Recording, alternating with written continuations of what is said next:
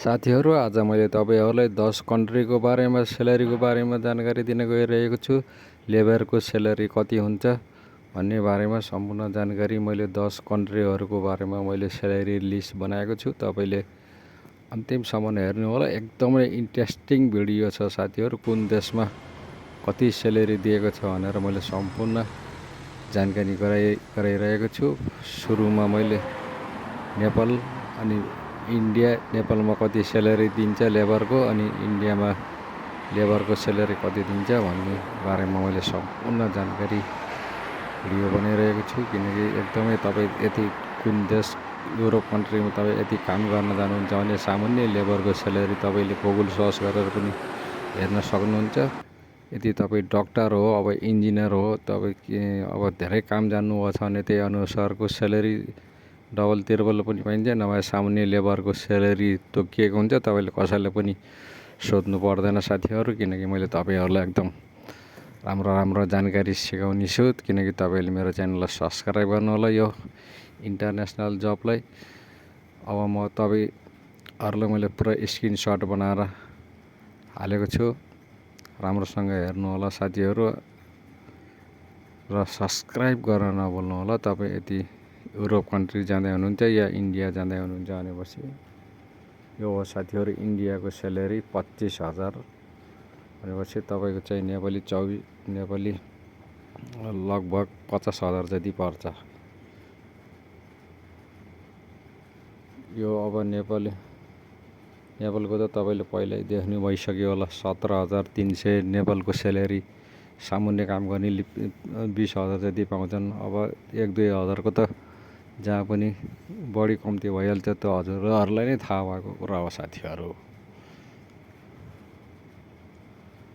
यो साथी मलेसियाको। मैले नेपालीमा भन्दाखेरि तपाईँको चाहिँ यो समथिङ त्यही लेखिएको छ, हेर्नु होला। 53,611।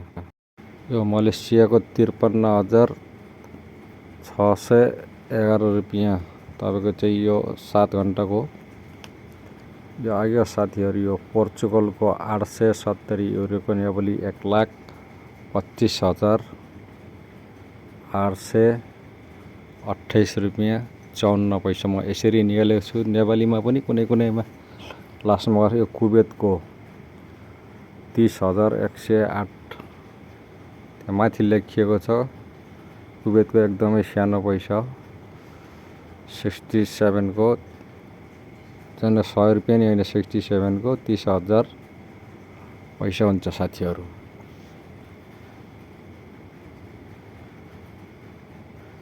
क्रोएसियाको हेर्नु होला साथीहरू।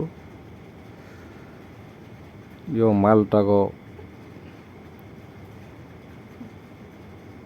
1,28,836 860 युरोको। त्यहाँ युरो चल्छ क्रोएसियामा। यो भनेको सामान्य स्यालेरी हो साथीहरू। माल्टाको 1,28,337 रुपियाँ।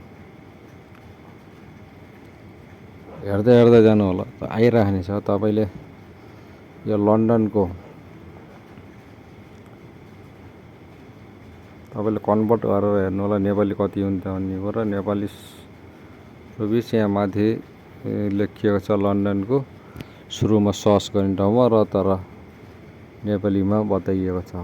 यो अमेरिकाको हो साथी। अमेरिकामा कति दिन्छ भन्ने कुरा पनि यहीँ लेखिरहेको छु मैले। 4,49,171 रुपियाँ भनेको यो तपाईँको चाहिँ डलर हो। अब नेपालीमा कन्भर्ट गर्दाखेरि कति हुन्छ भन्ने कुरा अब तपाईँले थाहा पाइहाल्नुहुन्छ गुगलको सर्च गरेर। यो युके को स्यालेरी हो साथीहरू। यो हो कोरिया। यो कोरियाको स्यालेरी हो साथीहरू। अब कोरियामा को पैसा अब गुगलमा गएर सर्च गर्नु होला। किनकि म अलि रात परेको छ, टाइम छैन, त्यही भएर मैले गुगलमा गएर सर्च गरेन कति पर्छ भनेर। त्यहाँ लेख्ने भने सबै जानकारी गुगल सर्च गरेपछि थाहा पाउनुहुनेछ। किनकि मलाई धेरै टाइम लाग्ने भएको हुनाले। यो पनि जापानको हो साथीहरू। जापानमा अब यसमै जापानको यो युरोमा कन्भर्ट गर्दाखेरि तपाईँको चाहिँ 3314 युरो हो। युरोमा आउँछ, तर युरोमा दिन्न, जापानिजमा अर्कै जापानी हुन्छ। जापानी यो हो साथीहरू युकेको सेलेरी। युकेमा तपाईँले घन्टाको 10 युरो दिनेछ। तपाईँले कति घन्टा काम गर्नुहुन्छ त्यही अनुसार सेलेरी पाइनेछ। त्यहाँ भनेको एकदमै धेरै सेलेरी पाउने ठाउँ हो। तपाईँलाई घन्टाको हिसाबले दिन्छ, तपाईँलाई थाहा भएको कुरा होला। जस्तै 100 युरोको तपाईँको चाहिँ 13-14 हजार समथिङ पर्छ। घटी बढी भइरहेको छ युरो। यस्तै भिडियो सबै नयाँ जानकारी पाउनको लागि मेरो च्यानललाई सब्सक्राइब गर्नु होला, किनकि मैले यस्तै नयाँ इन्फर्मेसन र कामको बारेमा मैले तपाईँहरूलाई एकदम राम्रो काम कहाँ पाइन्छ भन्ने बारेमा पनि जानकारी दिनेछु। र मैले क्रोएसियाको बारेमा पनि भिडियो बनाएको थिएँ, तपाईँहरूले बुझ्नु होला। त्यहाँ मैले क्रोएसिया, अस्ट्रिया सबै देशको बारेमा भिडियो बनाएको छु।